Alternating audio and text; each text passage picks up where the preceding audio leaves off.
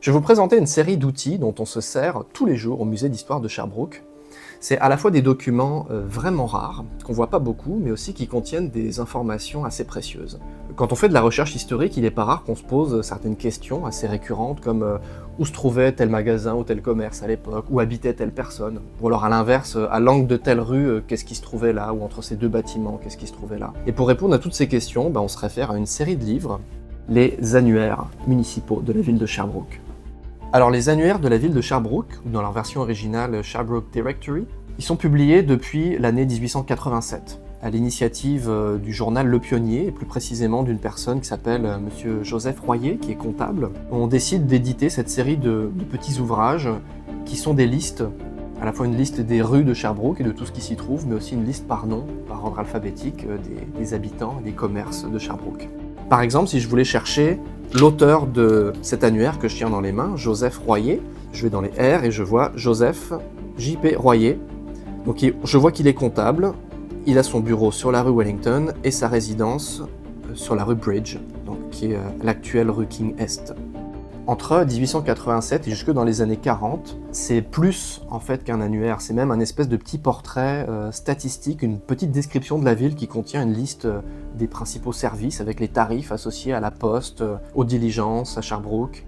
On a les noms des principaux officiers municipaux, du bureau du greffe, de la ville, la composition du conseil municipal. Donc c'est vraiment une série de petites informations qui donnent vraiment un portrait de la ville pour une année donnée. Donc à première vue, on pourrait croire que c'est vraiment simple de faire de la recherche dans ces petits annuaires, mais en fait, il y a plusieurs choses à savoir qui font que c'est pas si simple.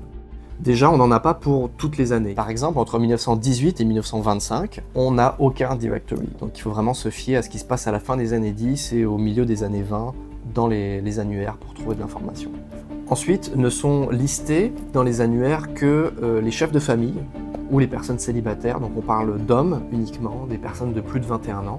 On a parfois des rues qui manquent. Donc ça nous invite à ne pas nous reposer uniquement sur un seul ouvrage, mais plutôt à croiser les sources.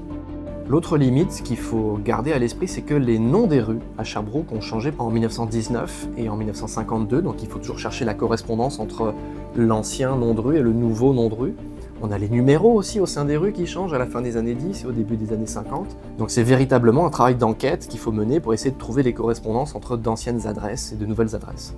Dans les années 1980, par contre, on change de format.